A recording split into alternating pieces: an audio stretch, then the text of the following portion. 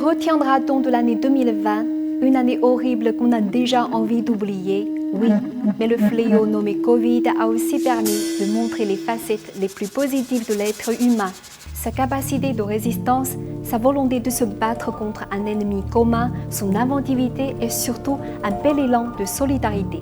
La recherche du vaccin qui mettra fin au cauchemar réunit toutes ces qualités. Quelques semaines seulement après l'apparition du virus, à la fin de l'année 2019, les scientifiques se sont mis au travail pour tenter de trouver des remèdes et de breveter un vaccin efficace pour terrasser la maladie qui a déjà tué 1,4 million de personnes dans le monde. On dit qu'il faut en général une dizaine d'années avant de trouver un vaccin.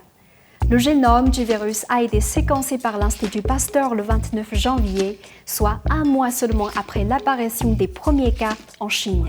10 mois plus tard, les géants pharmaceutiques occidentaux Pfizer et Moderna sont prêts à commercialiser des vaccins efficaces entre 90 et 94,5%. La Chine a 5 vaccins soumis à des essais cliniques de phase 3 dans une dizaine de pays. On peut se poser 6 questions. Les choses sont-elles allées trop vite? Comment un vaccin a-t-il pu être trouvé aussi rapidement? Quelle sera la politique de vaccination adoptée par les pays? Que peut-on attendre de ces vaccins?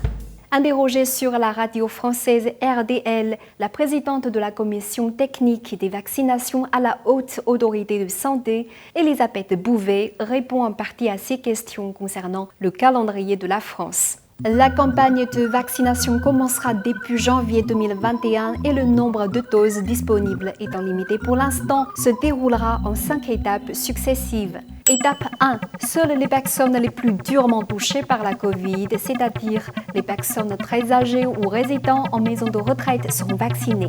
Le personnel traitant ces personnes sera également vacciné. Le programme de vaccination adopté par les États-Unis est à peu près similaire dans le temps et la méthode. Au Royaume-Uni, les personnes à risque seront vaccinées au mois de décembre et le grand public au printemps 2021. En Russie, Sputnik 5, dont le taux d'efficacité serait de 95%, sera disponible gratuitement pour les citoyens russes et vendu moins de 9 € dans le reste du monde dès la fin du mois de décembre. Détail important précisé par Madame Bouvet, le vaccin n'empêcherait pas la transmission du virus, mais empêcherait les formes graves de se développer. En Chine, des centaines de milliers de volontaires ont déjà été vaccinés contre la Covid-19.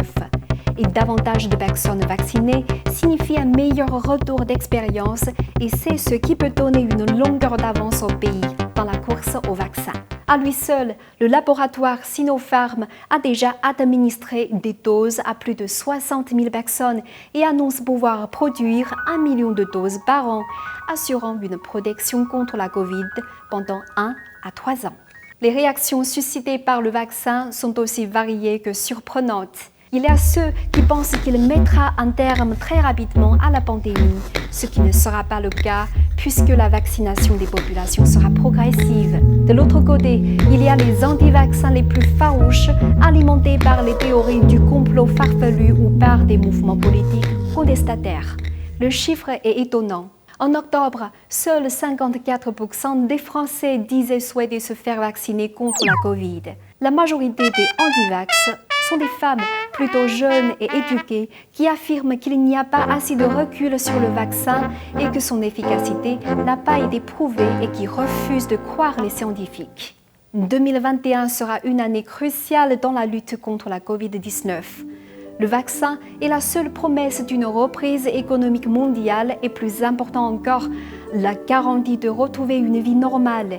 Les tests effectués sont encourageants et les effets secondaires faibles.